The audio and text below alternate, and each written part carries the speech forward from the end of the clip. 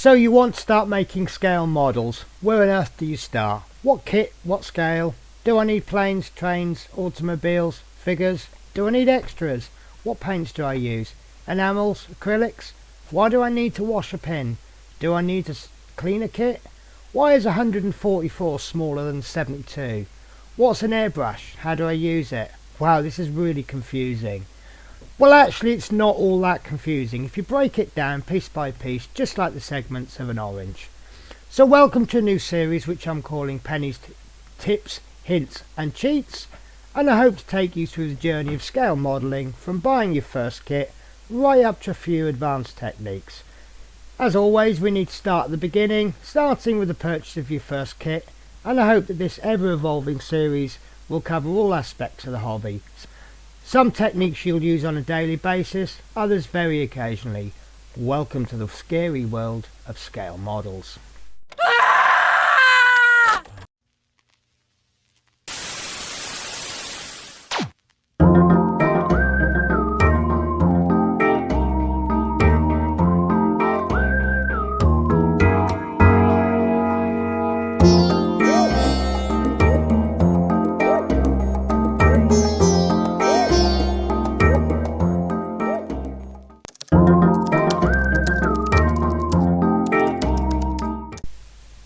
Okay, so the most important rule, I believe, is that you must make your own choice. I'm going to be giving you a series of advice videos, and they are purely advice. They are based around my own opinion, and anybody who tells you you must buy something, in my opinion, is wrong. You will see a lot of YouTube videos, a load of articles, and people will recommend products. And they're in the right to recommend the product, but they're giving you their opinion. So if they say, in my opinion, I just picked this up at random, this is the best clip to use, you must buy it. Don't go and buy it just on that advice. What is better advice is if I say to you, this is the best clamp because for the job it does, for the money, this particular clamp came from Poundland. It cost £1 for 6, and I feel for the price that you pay for it, they're a really good clip.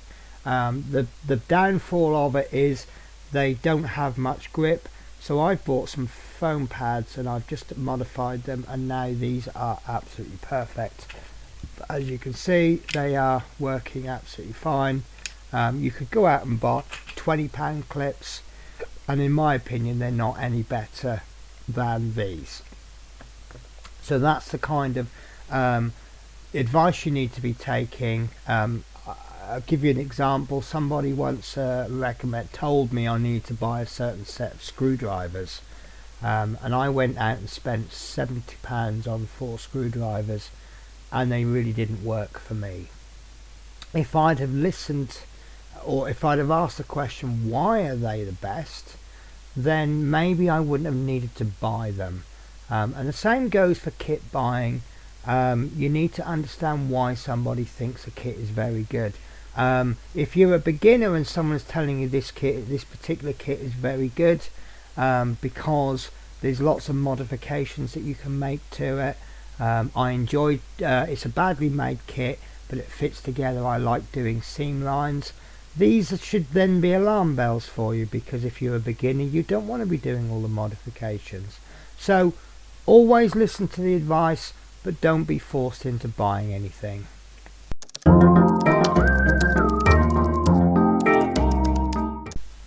Okay, so the first thing we're going to be talking about is the topic. By topic I mean, what do you actually want to do? So first of all, we've got type. So what kind of model do you want to build? So for example, I'm more into aircraft. I really can't get into tanks, and things like ships is something I want to do, but it's not something I'm comfortable with. It's something that I would use to push myself out of the comfort zone. So most of the time I'm going to be doing aircraft with the occasional ship, and who knows, maybe in the future I might do the odd tank. So that's the first thing you want to be looking at. Then I talk about operator. Now this is probably more to do with aircraft perhaps, where perhaps you want to be looking at maybe you want a theme. So for example, I like US naval aviation, so the operator would be US Navy. Maybe you're into the RAF, or maybe you're into German tanks. It just sort of breaks down that type again. And then maybe you have a particular era, so perhaps you're into modern civilian aircraft. So obviously by going for the topic that you want, it keeps the interest up. I believe that if you go for a topic that you don't enjoy, you won't enjoy the build.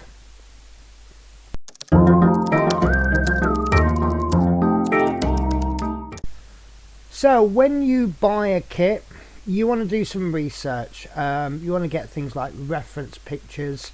So obviously the amount of reference material you can get may influence you on when you purchase a kit.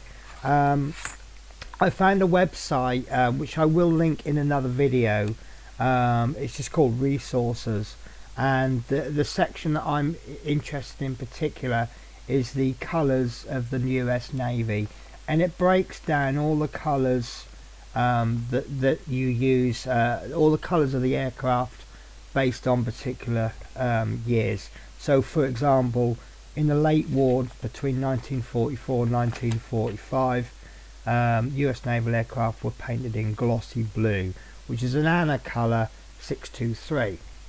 So then obviously if I buy a kit that has a decal scheme for 1944, 1945, I can then, you know, if the colour is a matte dark blue, I could say to myself, well, is this correct? You know, I've done my research, I can see that these are the colours.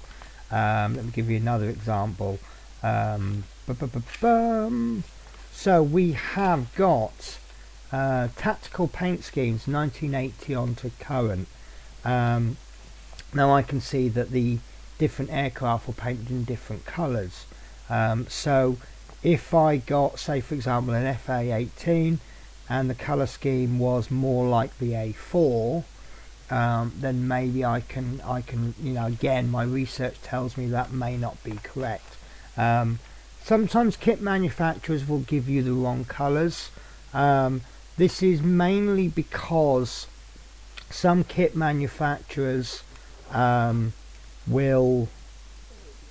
they want you to buy their paints as well as their kits. So obviously Airfix are going to recommend Humbrol because Airfix Humbrol are under the same umbrella. Itagliari sell Itagliari paints. So they're going to go with the closest match, so they may not make the exact paint colour. So do your research. I mean, I've got some kits where there's very little research material out there. Now there are what we call rivet counters out there. Obviously anything that's a critique is bad, but there will be people out there that say, well, that's the wrong colour. Again, that can be taken as advice to help you, or it can be taken as a criticism. So again, as much research as you can will always help your build.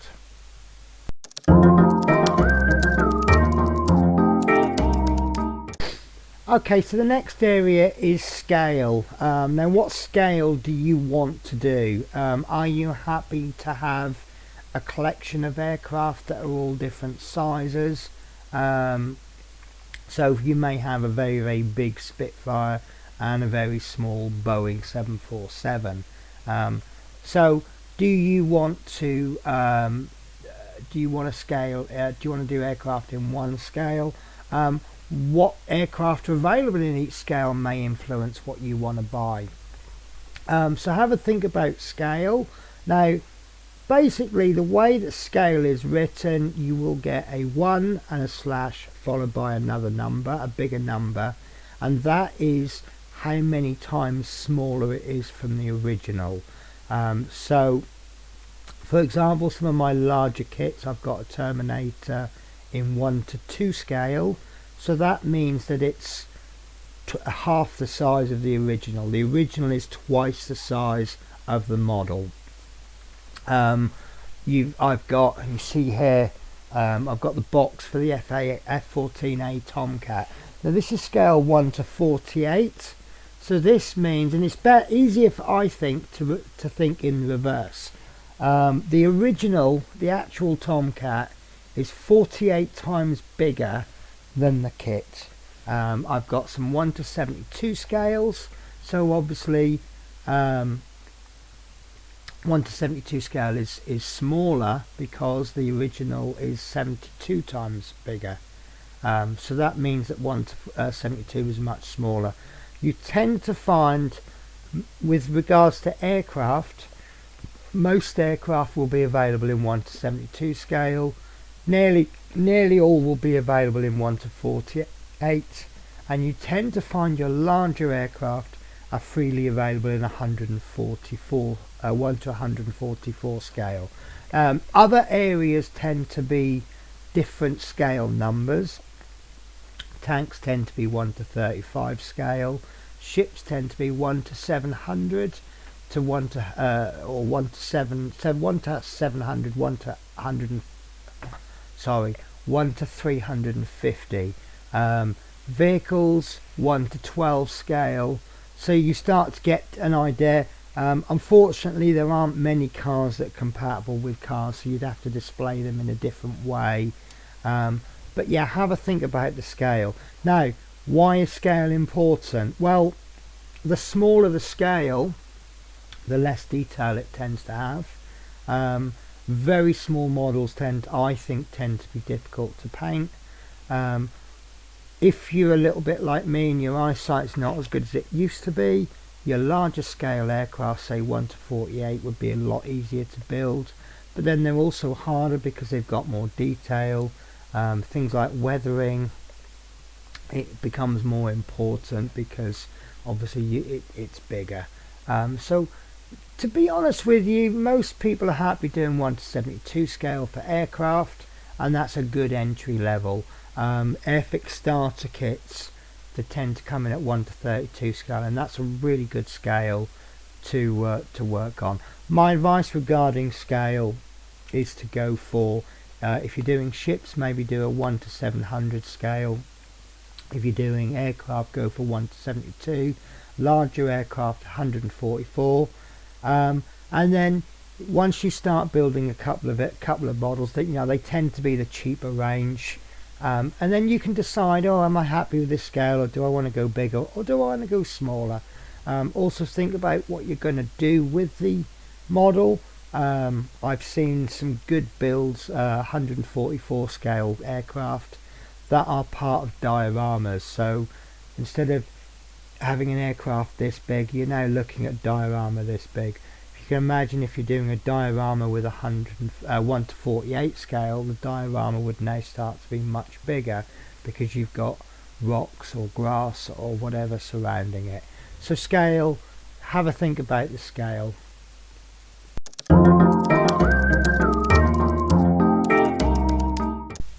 Okay, so with regards to brand, lately I don't believe there's a massive amount of difference between the different brands, but obviously there is a consideration. Tamiya's tend to be better engineered, so although they're a little bit more advanced kits, they're very good for the beginner because the parts fit together. Airfix have had their problems in the past, but they've been around for a very, very long time, and they've improved more recently. There's other brands such as Hobby Boss, Italiari, Hasegawa. They're just a few companies. Also, another thing to consider, in my opinion, is how old is the company. Now there are some new companies coming out that have got some very, very good models straight out the blocks. I believe there's Border Models Lancaster coming out, which I'm told is extremely good. There's been some companies that have gone bust because their first kits weren't very good, and you tend to find if a company isn't producing good kits, people won't buy them. If they don't sell kits, they go out of business.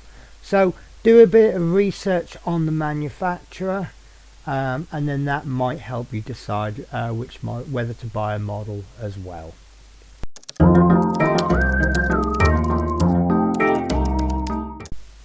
Okay, so a further consideration is the age of the kit. How old is the actual kit?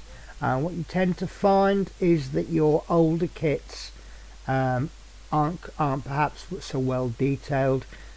As technology has improved, so has the quality of the kits. The fit might be better. The molds that they use are not so old, so obviously molds wear out as they've been used. And obviously with the technology, there might be more detail on the kit. Ideally you want a post 2000 kit. They tend to be the better ones. Newer companies will obviously have brand new molds, and newer molds, fine. Pre 2000 kits tend to be a little bit less detailed. Your antique kits tend to be very, very basic. That being a basic kit can make the kit easier to build. I've got an old Matchbox kit, and the cockpit is just literally a few pieces to glue together, bit of paint, stick the canopy on. You probably won't see much into the cockpit anyway, but it's very, very small amount of detail. So again, how much detail do you want? Let me give you another example. The F14A, the cockpit is so detailed, it actually took me about 5 or 6 hours just to get the cockpit together. That was before I started painting, because there's just so much detail to with the photo etch parts and things like that. It's just so much to do.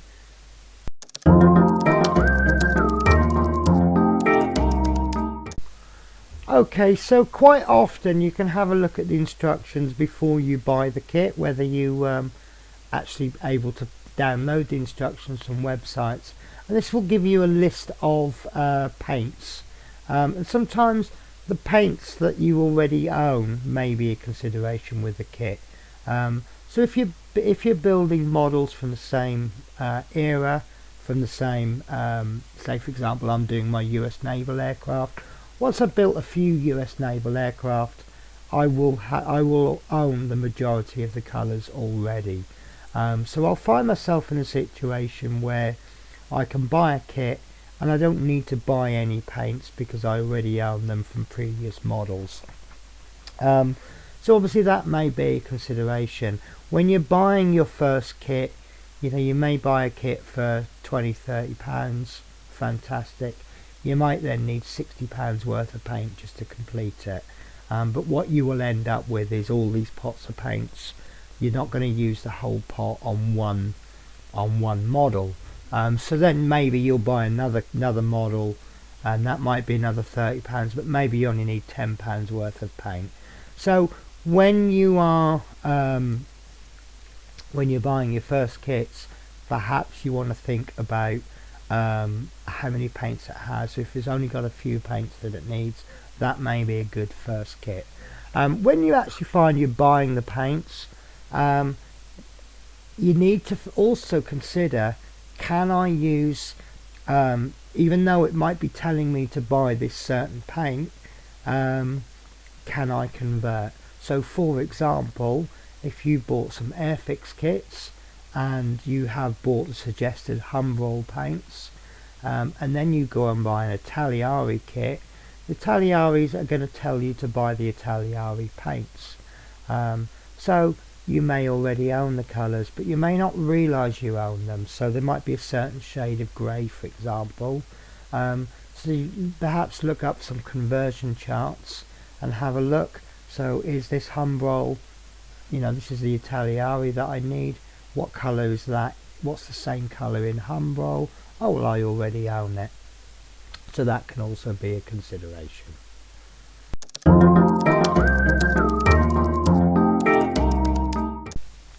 So another consideration, not necessarily a massive one, is the equipment that you own.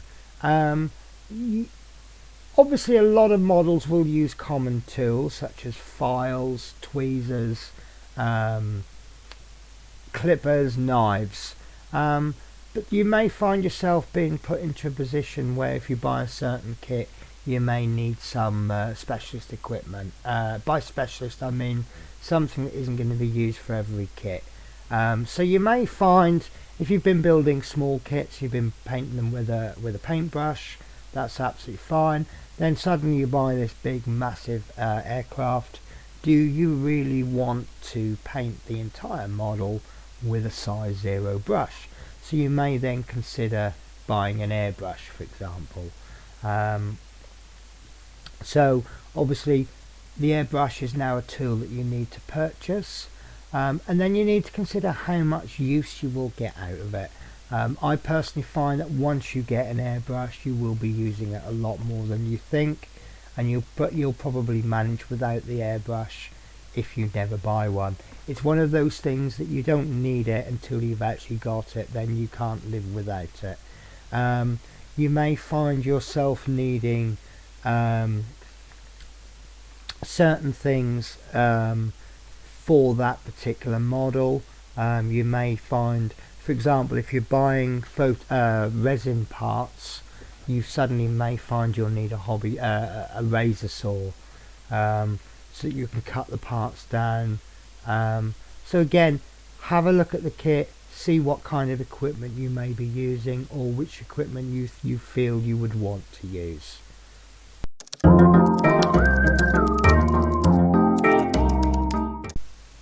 Okay, so aftermarket parts. Now, first thing I'm going to say with regards to aftermarket parts is that you do not need a single aftermarket part.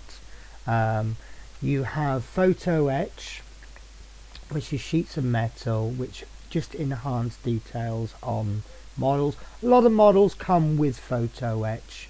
You may find that you want a particular aircraft, say for example from a particular squadron or a particular aircraft, that you can get the actual aircraft but you can't get the exact one, so you may be looking at decal sheets, or you might find you want a lot more detail. Some of the bombers, they have low detail bomb bays, so you can buy resin parts. So now the problem is with aftermarket parts, you can spend more on aftermarket parts than the actual kit cost. I did have one kit that I was looking at, and the actual kit cost about £50, and if you got all of the aftermarket parts, it added about £200 to the kit. Now I think that's going a bit overboard, but again, YouTube can help you out.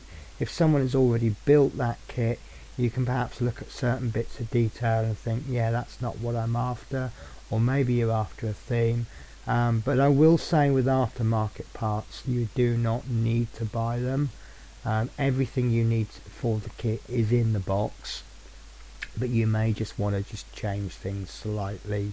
A very good example of that is I'm building the Hachette Spitfire, and I've purchased the Tamiya 1:48 scale Spitfire, and I have found the markings to make it match the Hachette.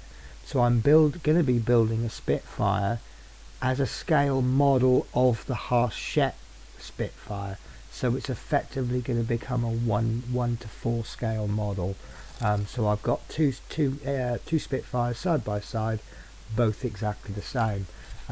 I don't need those decals. I can still build the Spitfire to the exact same standard without the decal sheet. It's just that I want somebody's particular aircraft.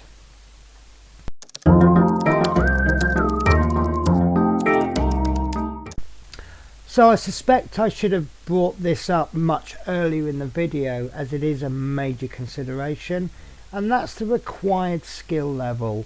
Sometimes kits, especially Revell, will give a kit a skill level rating, maybe from 1 to 5. Now, they may not match your reality. You may not agree a kit maybe should perhaps be a skill 3 rating, but you can still use it as a guide. So a skill level 1, I would expect, is a kind of a kit that you can give to a child who's never made scale models before. Skill level 5 is somebody who's experienced with kit making, has done various techniques. There may be tricky things that you need to do with it. So try to find out some kind of skill level, and that will obviously help you decide, is this the kit for me? So perhaps consider looking for a lower skill rating when you first buy your kits. If you find yourself succeeding in various techniques, then start looking at more advanced kits.